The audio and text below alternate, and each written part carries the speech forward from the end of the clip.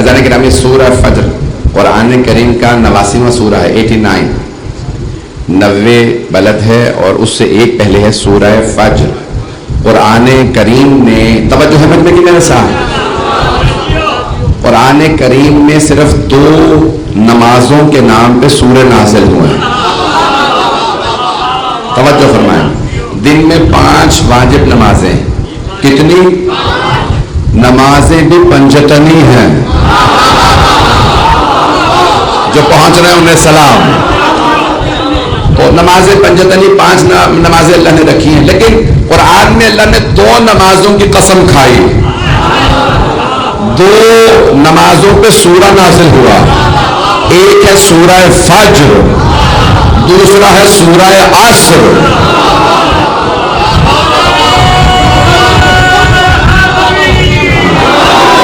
پہ سارے مجمع کی توجہ، ظہر کی مغرب عشاء کی قسم نہیں اللہ نے کھائی، قسم کھائی تو فجر کی اور عصر کی۔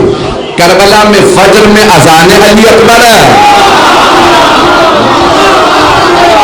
عصر میں حسین کا سجدہ۔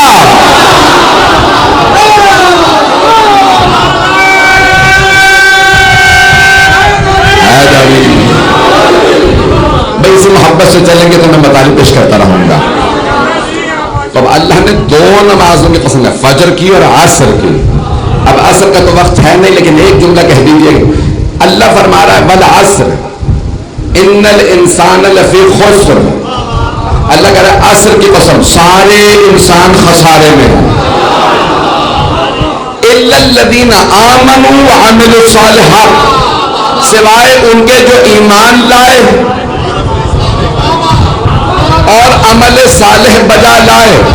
تو کربلا میں سارے انسان نقصان میں تھے سوائے ان کے جو حسین پہ ایمان لائے۔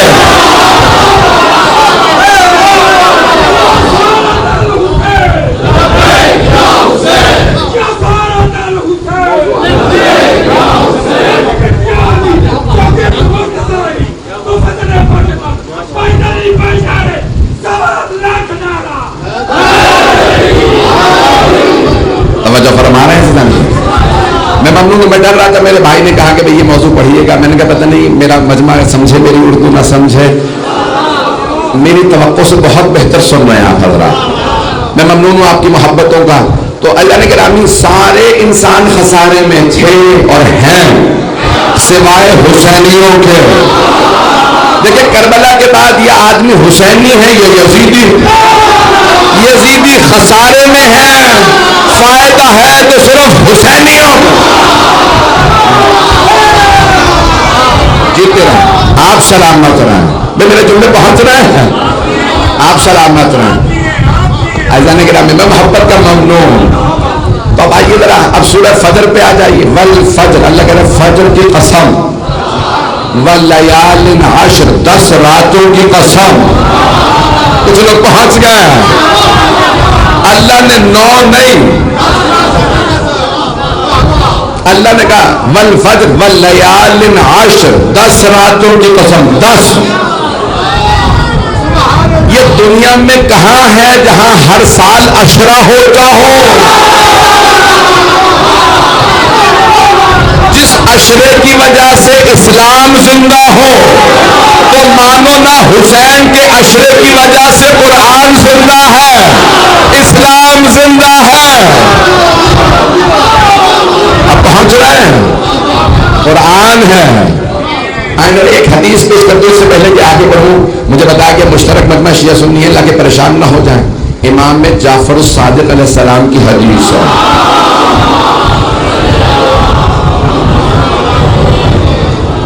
امام فرماتے ہیں کثروا یا اکثروا تلاوت سورۃ الفجر لانها سورۃ ابی عبداللہ الحسین، سورہ فجر کو کثرت سے پڑھا کرو۔ کیوں؟ کیونکہ یہ ابی عبداللہ الحسین کا سورہ ہے۔ کچھ لوگ پہنچ گئے ہیں بھائی، اس کی 30 آیات ہیں، 30 میں نے 14 پڑھی ہیں، آخری آیات بھی پڑھوں گا۔ عزیزان گرامی اللہ فرما رہا ہے کہ یہ سورہ آئے ذرا والفجر ولیال عشر، فجر کی قسم، 10 راتوں کی قسم، 10 راتوں کی۔ وہ کون سی 10 راتیں ہیں جن کی وجہ سے آج تک اسلام باقی ہے؟ ہر سال دین اگر مدھم میں پڑ جائے محرم میں دوبارہ ذکر ہوتا ہے. یہ تذکرہ اسلام کو زندہ رکھے ہوئے ہے. ولیال عشر والشفع والوتر, 2 کی قسم اور 1 کی قسم. شفع کہتے ہیں 2 کو, وتر کہتے ہیں. اب ذرا گننا شروع کیجیے کتنی قسمیں. والفجر 1, ولیال عشر 10 راتیں, 1 اور 10 11. والشفع والوتر 11 اور 2 اور 1. سارا مجمع نہیں ہے, جو پہنچ گئے انہیں سلام. اللہ نے یہاں 14 کی قسم کھائی ہے. اب آئیے ذرا امام صادق کی حدیث سن لیجیے. جو ابھی تک مجمع نہیں پہنچا میرے سارے بھائی اس کو غور سے سن. میری اردو سمجھ میں آ رہی ہے؟ رفتار زیادہ تو نہیں ہے. اب اللہ نے 14 کی قسم کھائی ہے. چھٹے امام سے پوچھتے ہیں یہ 14 ہیں کون؟ آپ نے فرمایا والفجر, فجر کی قسم کا. فجر ہے 12ویں امام. واللیال عشر 10 راتیں کون ہے؟ کا حسن مجتبیٰ سے حسن عسکری کا. امام حسن مجتبیٰ علیہ السلام سے امام حسن عسکری تک 10 امام. دوسرے امام سے 11ویں امام تک. پہلے کا 12ویں امام کی قسم, پھر 10 اماموں کی قسم. توجہ, والشفع والوتر 2 کی قسم اور 1 کی قسم. چھٹے امام فرماتے ہیں 2 ہے علی و فاطمہ, 1 ہے رسول خدا. اللہ نے 14 کی قسم کھائی ہے. پھر اللہ کہتا ہے حل فی ذالک قسم لذی حجر, کیا عقل والوں کے لیے ان قسموں میں کوئی قابل غور قسم نہیں ہے؟ حل فی ذالک قسم لذی حجر, عقل والے سوچتے کیوں نہیں کہ 10-14 کی اللہ نے قسم کھائی ہے. عزیزان گرامی, میرا چیلنج ہے تمام مسلمانوں کو, اگر کوئی کہیں سے 14 گنوا دے, نہیں ہے مجمع 14 گنوا دے بھائی, اگر تمہارے پاس 14 نہیں ہے تو پھر ہمارے 14 مان لو. اب توجہ,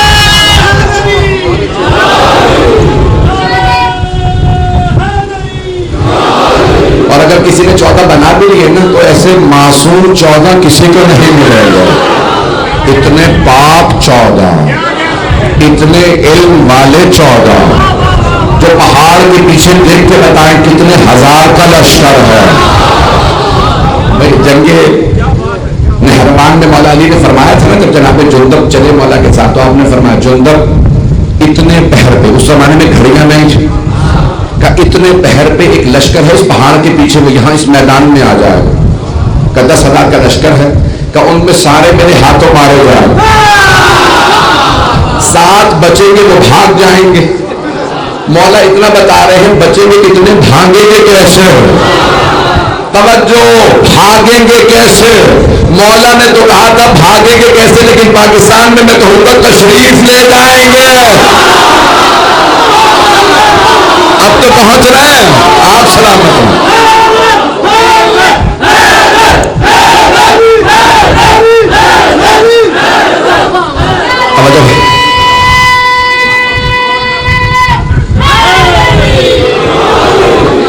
بس میں بہت زیادہ وقت نہیں لوں گا, مجمع میرے ساتھ رہے تو اللہ بہت خوبصورت انداز سے.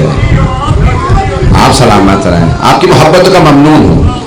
حل فی ذالک قسم لذی حجر الم تر کیف فعل ربک بعاد. اب اللہ نے یہاں 3 جو ہیں وہ قوموں کی تذکرہ کیا ہے, اگر سننا پسند فرمائیں. عاد, ثمود اور فرعون, 3 شیطانوں کا اللہ نے یہاں تذکرہ کیا. آپ لوگ تو پریشان ہو گئے. یہاں پہ اللہ نے قوم عاد, صلی اللہ علیہ محمد والے محمد پہ,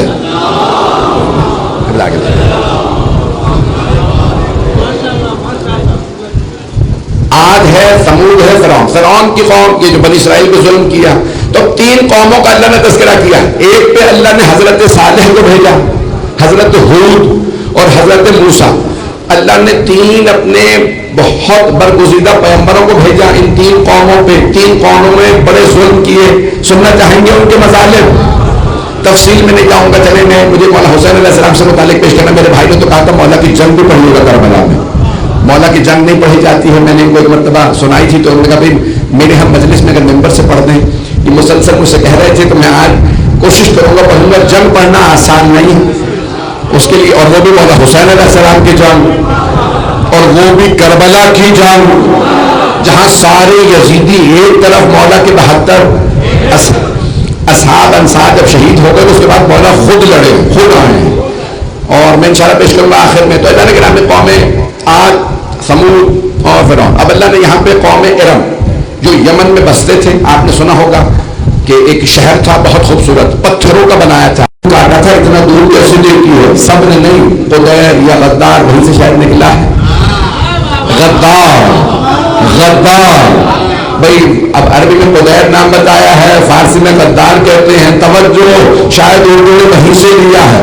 کوہان ایک نے کاٹا تھا, 2 یا 3 لوگوں نے ساتھ دیا تھا, بستی ساری پہ عذاب آیا تھا. توجہ, اگر کوئی کسی کو گناہ سے نہ روکے تو پھر سب پہ عذاب آتا ہے. آج جو ہم کہتے ہیں نا چھٹے ایمان کے جملے, حسین کے قاتلوں پہ لانا, حسین پہ ظلم کرنے والوں پہ لانا, جو ان کے ساتھ راضی بیٹھے رہے ان پہ لانا. پتہ نہیں لوگ پہنچے یا نہیں پہنچے. بھائی قتل کرنے والے کم تھے, ظلم کرنے والے کم, تماشا دیکھنے والے زیادہ. امام نے کہا وہ تماشا دیکھ رہے تھے ان پہ بھی لانا. حسین کی مجلسوں کا تماشا نہ دیکھو, مجلسوں میں آؤ. پتہ نہیں پہنچ رہے یا نہیں پہنچ رہے. آپ سلامت رہیں. مجلسوں کا تماشا کوئی نہ دیکھے, آؤ آ کے سنو, ذکر سنو, مصائب سنو, گریا کرو. اگر ماتم نہیں کرنا تو ہاتھ چاہیے, اگر ماتم نہیں کرنا چاہتے گریا تو کر سکتے ہو. مجلسوں کا خبردار کوئی تماشا نہ دیکھے. اللہ کا عذاب اس کی لاٹھی بے آواز ہے. اللہ کو حسین سے بڑی محبت ہے, اللہ کو جناب زینب کبریٰ سے بڑی محبت ہے. گرامی تفصیل کا وقت نہیں ہے, یہ تو ایک ہے قوم. تو پھر ان پہ عذاب آ گیا اور کیا کیا, کہ اپنے پہاڑوں میں واپس چلے جاؤ. کہ اللہ عذاب کیسے بھیجے گا, کہ ایک چیخ بلند ہوگی. اور دوسرے مقام پہ 2 عذاب ہیں عاد اور سمود کے. ایک جگہ پہ ایک ہوا چلی ٹھنڈی, سب جم گئے, سردی سے مر گئے. وہ جو سمجھتے تھے ہم نے پہاڑوں کو کاٹ لیا. اللہ کا جب عذاب آتا ہے, آئیں ذرا میں ایک اور جملہ پیش کر دوں. اللہ نے مختلف عذاب بھیجے ہیں. ایک جگہ پہ صرف ہوا چلائی, ہوا سے مر گئے.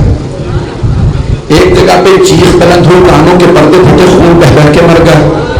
نمرود جس نے حضرت ابراہیم علیہ السلام پہ ظلم کیا تھا, جب اس نے کہا نا ابراہیم اپنے خدا سے کہ اپنی فوج بھیج دے, جناب ابراہیم کو اس نے گرفتار کر لیا تھا. قلعے کے سارے دروازے بند کر دیے تھے, بہت بڑا قلعہ تھا. توجہ, پریشان تو نہیں ہو رہا ہے. تو ایک مرتبہ قلعے کے دروازے بند کے کہا اے ابراہیم اپنے خدا سے کہ اپنی فوج بھیج دے. اللہ نے جناب ابراہیم کا پروردگارا اپنی فوج بھیج. اللہ نے مچھروں کی فوج بھیجی. توجہ, جملہ جہاں نتیجہ دینے لگا ہوں. تو مچھروں کی فوج آئی. ایک مچھر نمرود کی ناک سے مغز میں گھسا. جب اس نے پوچھا نا ابراہیم یہ کیا, کہ میرے رب کی فوج. کہ میں سوچ رہا تھا بڑے بڑے سپاہی آئیں گے. اللہ نے کہا نہیں, اللہ بڑے بڑے دشمنوں کو چھوٹی چھوٹی مخلوقات سے مارتا. کچھ لوگ پہنچ رہے ہیں. توجہ, بڑے بڑے دشمنوں کو اللہ چھوٹے چھوٹے اپنی مخلوقات سے مار دیتا ہے. اتنا بڑا فرعون جب نیل میں گرا تو ایک موج نے تھپڑ مارا, ڈوب کے مر گیا. پیغمبر اسلام کا سب سے بڑا دشمن ابو جہل سب سے چھوٹے صحابی نے مارا, حضرت عبداللہ ابن مسعود نے, جن کا قد چھوٹا تھا, سیاہ فام تھے, رنگ ان کا بہت سیاہ تھا, بہت چھوٹا سا قد تھا. جب سارے صحابہ بیٹھے ہوتے تھے وہ کھڑے ہوتے تھے, لگتا تھا کہ بیٹھے ہوئے, پتلی پتلی ٹانگیں تھی, پتہ نہیں مجمع ہے یا نہیں. ایک مرتبہ وہ پیغمبر کا جو پانی کا مشکلہ تھا نا اتار رہے تھے, تو حضرت عمر نے کہا یا رسول اللہ کتنی پتلی پتلی ٹانگیں. عبداللہ ابن مسعود کی ٹہنیوں جیسی, لکڑی جیسی. تو پیغمبر اسلام نے کہا یا عمر خبردار, عبداللہ ابن مسعود کی ٹانگوں کا مذاق نہ اڑانا, اس لیے ایک پتلی سی ٹانگ روز قیامت تیرے سارے اعمال سے افضل ہوگی. پتہ نہیں روز ہے یا نہیں ہے, مجمع پریشان تو نہیں ہے. اب ہاتھ جوڑ کے جملہ نتیجہ جو دینا چاہ رہا ہوں, تو سب سے بڑا دشمن ابو جہل سب سے چھوٹے صحابی نے ابو جہل کو حضرت عبداللہ بن مسعود نے مارا تاکہ ابو جہل جہنم میں یہ نہ کہہ سکے مجھے علی نے مارا تھا. اب بات پہنچ گئی.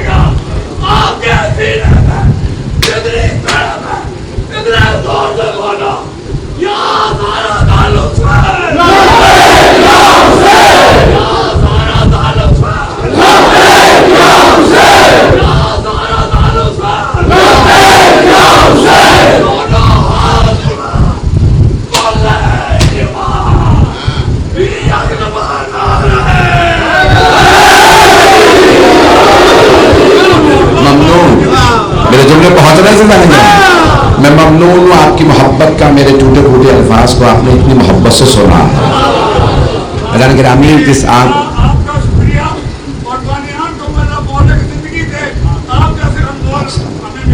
سلامت رہے, آپ سلامت رہیں. توجہ فرما رہے ہیں سیدھا نہیں گرا رہے. اللہ سبحانہ و تعالیٰ اپنے بڑے بڑے دشمنوں کو چھوٹی چھوٹی موت دیتا ہے. حضرت گرامی اتنا بڑا ابرہا یمن سے اتنے بڑے بڑے ہاتھی لے کے چلا, کچھ لوگ پہنچ گئے, میں نے نتیجہ نہیں دیا. حضرت گرامی نتیجہ دوں گا, سن لیجیے گا. آپ نے سورہ فیل کو سنا ہوگا. سورہ فیل, فیل یعنی ہاتھی, ہاتھیوں کا لشکر لے کے چلا. میں کعبے کو ڈھا دوں گا, نیا کعبہ بناؤں گا. صنعاء میں یمن میں ایک مرتبہ ہاتھیوں کو لے کے چلا. توجہ, حضرت عبد المطلب سردار مکہ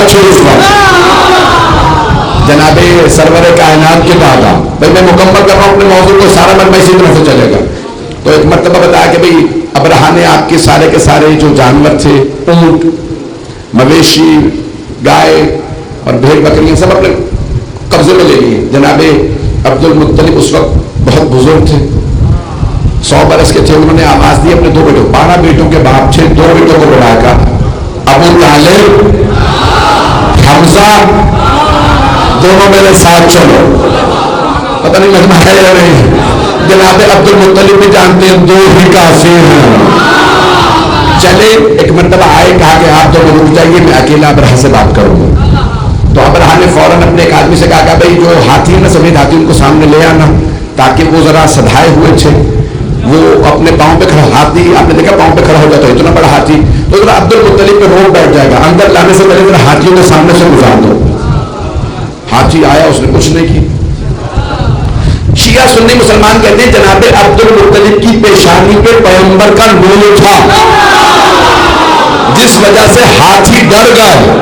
توجہ, شیعہ سنی علماء سب نے لکھا پیغمبر کا نور تھا حضرت عبد المطلب کی پیشانی پہ, اس لیے ہاتھیوں نے پیغمبر اسلام کے دادا کو اذیت نہیں دی. توجہ, اگر مانتے ہو کہ دادا کی پیشانی پہ نبوت کا نور تھا, باپ کی پیشانی پہ نبوت کا نور تھا, ماں حضرت آمنہ کی پیشانی پہ نبوت کا نور تھا, پھر بحثیں کیوں کرتے ہو؟ محمد نور تھے یا خاکی؟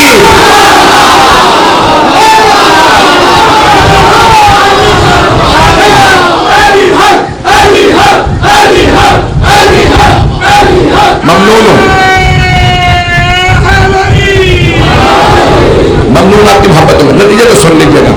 تو جناب عبد المطلب نے ایک مرتبہ ابرہا جب داخل ہوئے خیمے میں, ابرہا نے پوچھا آپ کی تشریف آوری کی وجہ؟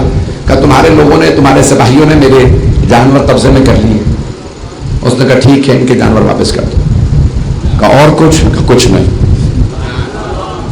عجیب تعجب ہے مجھے آپ پہ، آپ مکے کے سردار ہیں، آپ کو پتہ بھی ہے میں کعبہ ڈھانے آیا ہوں، آپ نے مجھ سے درخواست ہی نہیں کی کہ میں کعبے پہ حملہ نہ کروں۔ میں تو سوچ رہا تھا کہ آپ کعبے پہ حملہ بچانے کے لیے آئے ہیں کہ میں حملہ نہ کروں۔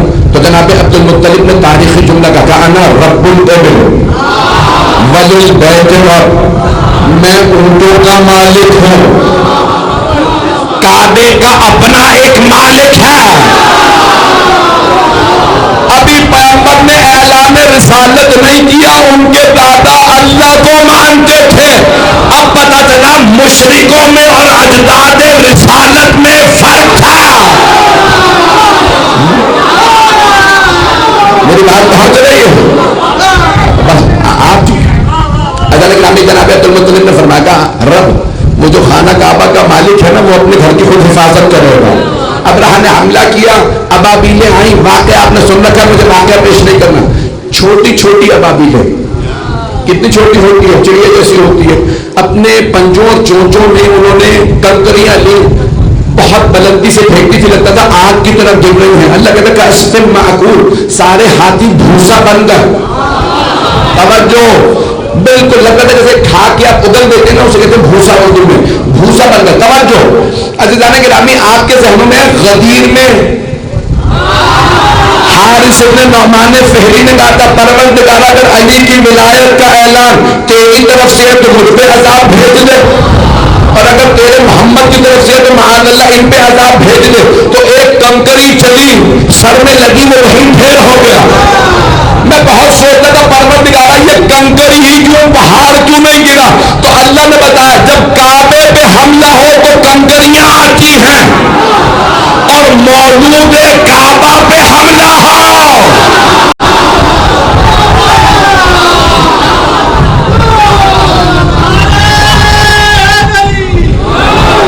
تو کعبے میں آئے، اگر کوئی اس کا دشمن ہوگا کنکریاں اسے بھی برباد کر دیں گے۔ تو مسلمانوں علی سے مت لڑو، جو بھی مولا کے مقابلے میں آتا ہے دنیا میں بھی ذلیل و خوار ہوتا ہے، آخرت میں بھی ذلیل و خوار ہوتا ہے۔ وقت ہوتا تو میں تفصیل میں جاتا۔ عزیزان گرامی، سورہ فجر کی آخری آیات سن لیجئے۔ ابتدا ہے والفجر ولیال عشر والشفع والوتر، آخر میں اللہ کہتے ہیں یا ایتھا النفس المطمئنہ۔ اب تو پہنچ گئے،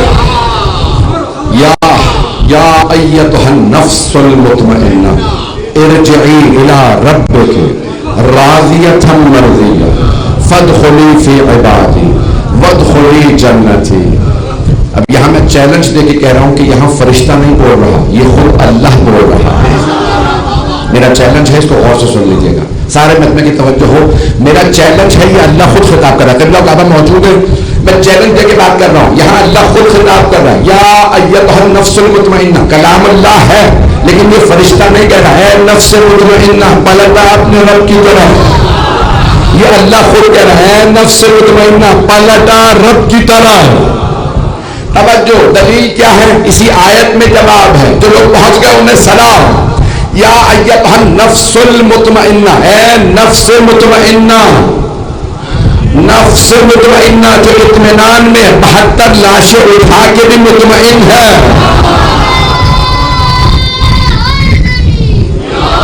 ارجعی الی ربک راضیۃ مرضیہ، اپنے رب کی طرف پلٹا۔ کس حالت میں؟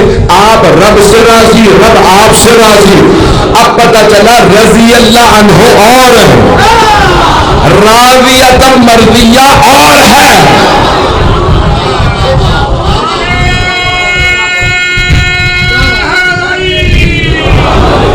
میں مکمل کر رہا ہوں۔ یا ایتھا النفس المطمئنہ ارجعی الی ربک راضیۃ مرضیہ، اے نفس مطمئنہ پلٹا اپنے رب کی طرف، اس حالت میں کہ راضیۃ مرضیہ، آپ رب سے راضی، رب آپ سے راضی۔ فادخلی فی عبادی، میرے بندوں میں آ جا، وادخلی جنتی، میری جنت میں آ جا۔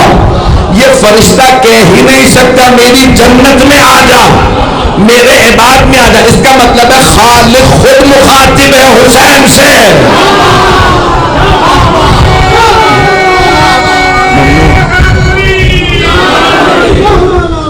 بات پہنچ گئی ہے نہیں گرا میں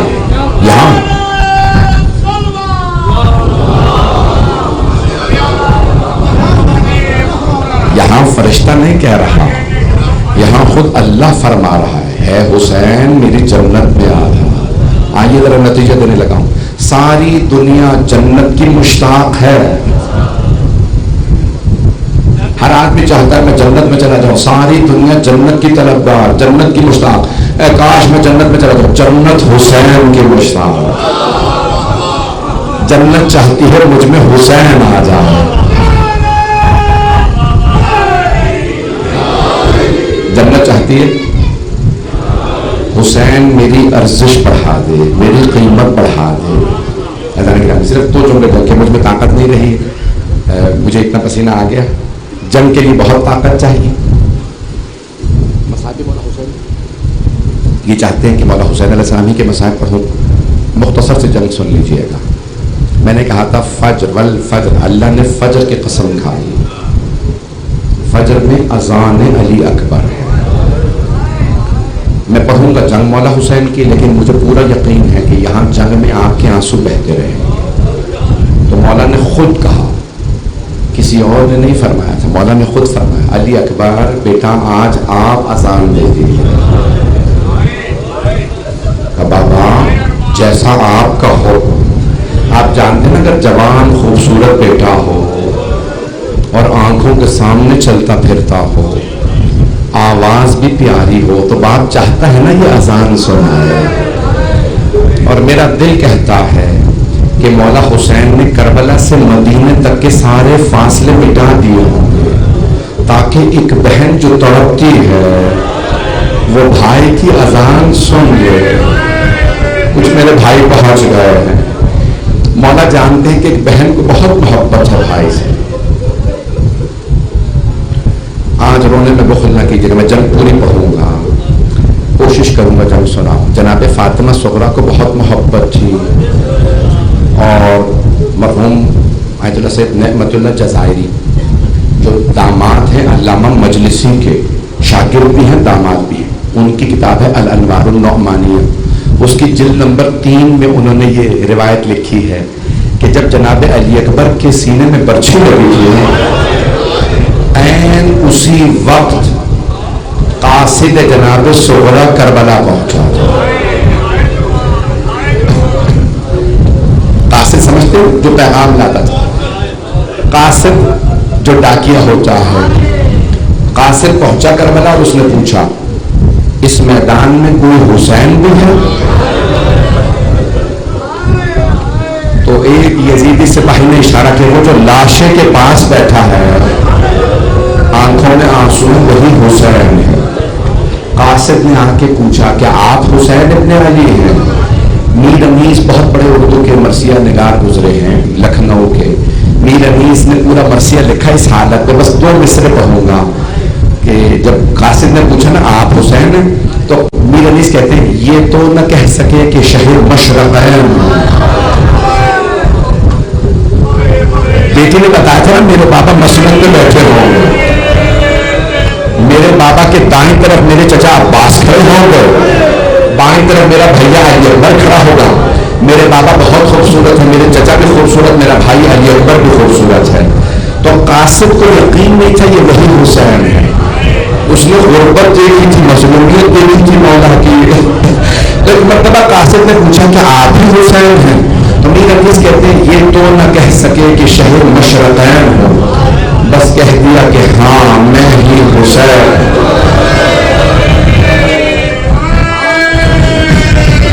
بڑی مظلومیت سے مولا حسین کی، بس ایک مرتبہ قاصد نے پوچھا لیکن آپ میں نشانیاں نہیں ہیں، مولا کے آنسو بہنے لگے کہ میری بیٹی نے کیا فرمایا تھا، کیا نشانیاں ہوں گی؟ کہا تھا میرے بابا بہت خوبصورت ہے، مسند پہ بیٹھے ہوں گے، آپ خواب پہ بیٹھے ہیں۔ کہا تھا میرا چچا دائیں طرف ہوگا، میرا بھائی علی اکبر۔ کہا عباس مارا گیا، علی اکبر یہ رہا۔ جب دکھایا نا علی اکبر میرے سامنے، قاصد کے آنسو بہنے لگے۔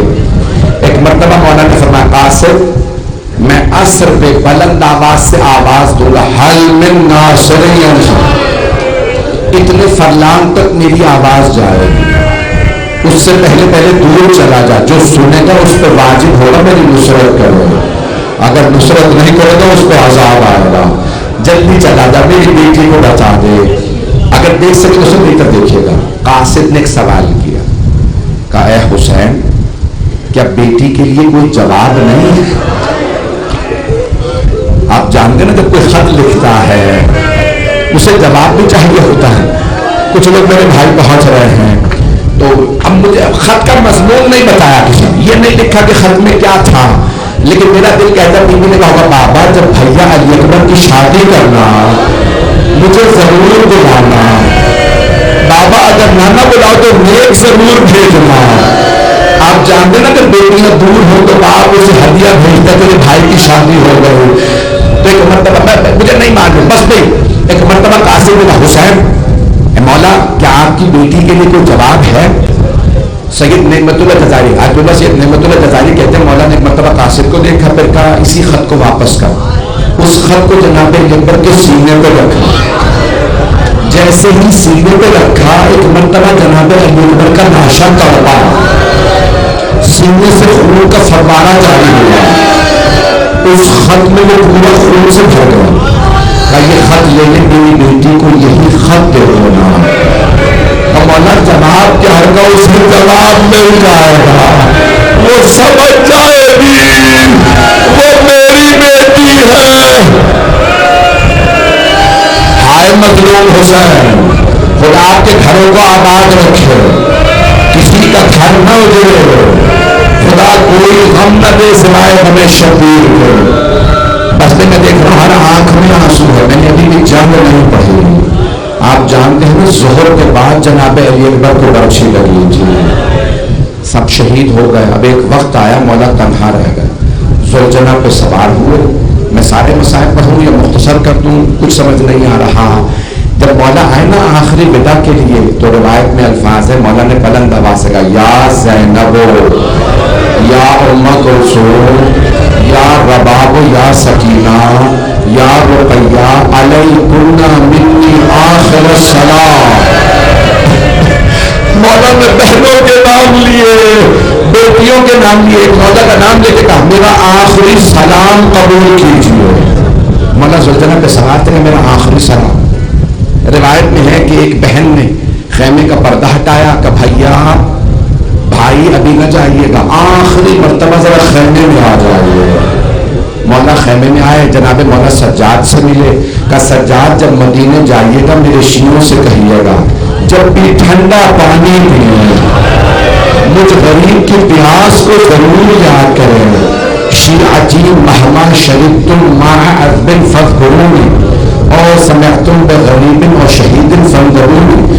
جب بھی کسی غریب کا کسی مظلوم کا شہید کا تذکرہ سنو میرے شیعوں مجھے ضرور یاد کرنا، میں نبی کا وہ نواسا ہوں جسے رلا رلا کے مارا گیا۔ اجرکم اللہ، اجرک میں آپ سے وعدہ کر رہا ہوں ہر آنکھ میں آنسو ہوگا، لیکن مجھے پڑھنے دیجیے۔ میں جانتا ہوں آپ بہت دیر سے بیٹھے، گرمی بہت زیادہ ہے، لیکن ایک سوال کروں، آپ کو پانی مل جائے گا نا؟ آپ میں سے کوئی پیاسا تو نہیں رہ جائے گا؟ ہائے حسین کی بہنیں، ہائے حسین کی بیٹیاں، اجرکم اللہ۔ بس بھائی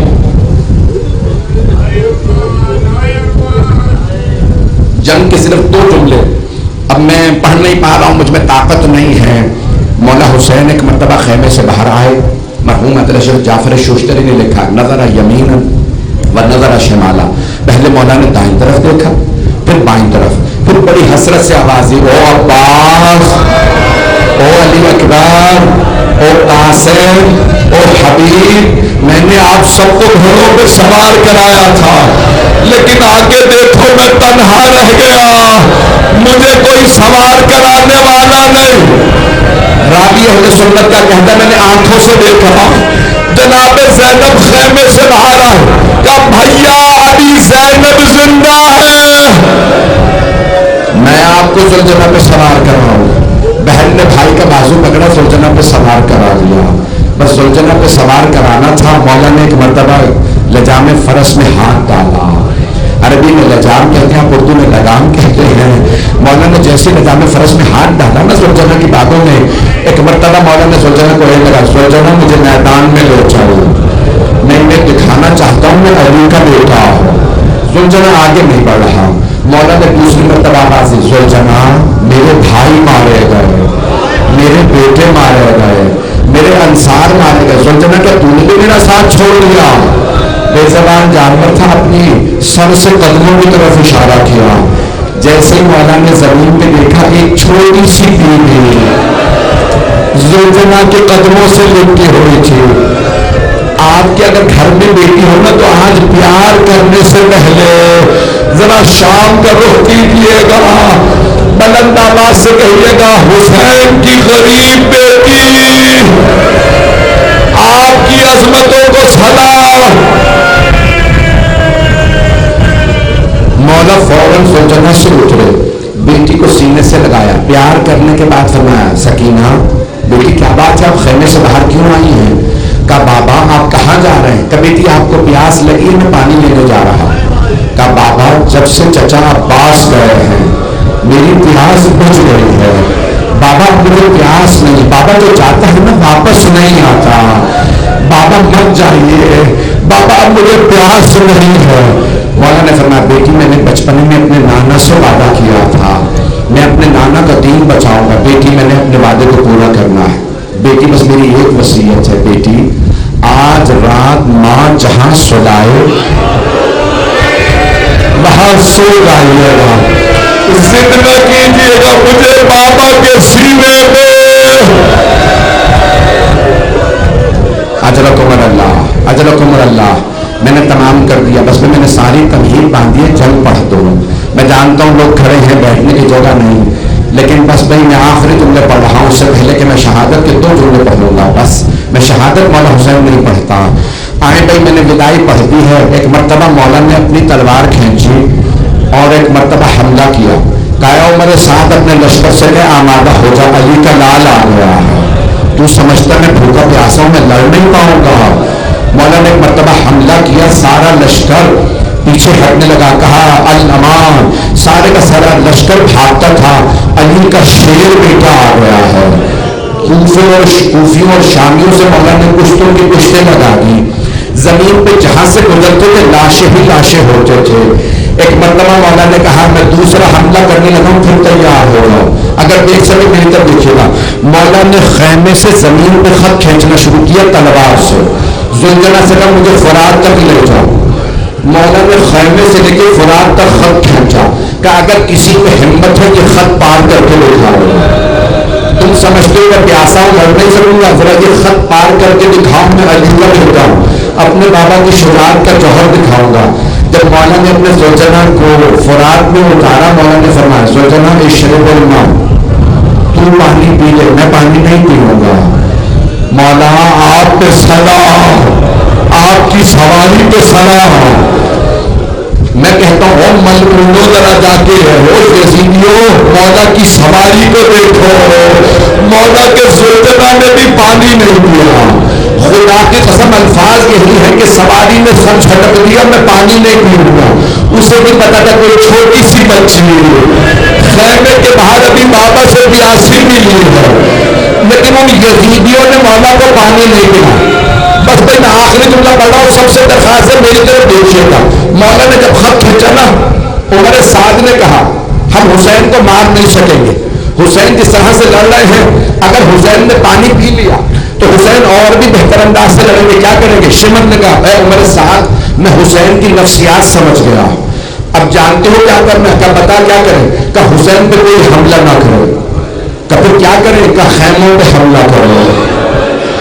حسین کو بہنوں سے بڑی محبت ہے، خیموں پہ حملہ کرو، حسین برداشت نہیں کریں گے. ہاتھ جوڑ کے درخواست کر رہا ہوں، سب میری طرف دیکھیے گا. دور دور تک میرے بھائی یہ اس وقت حالت ہے. جیسے ہی شمر نے کہا نا سارے گھوڑے دوڑاؤ خیموں کی طرف، بس مولا نے دیکھا سارے گھوڑے خیموں کی طرف جا رہے. مولا نے کہا زلجنا میری زندگی میں میری بہنوں پہ آنچ نہ آئے. زلجنا مجھے خیموں تک پہنچا.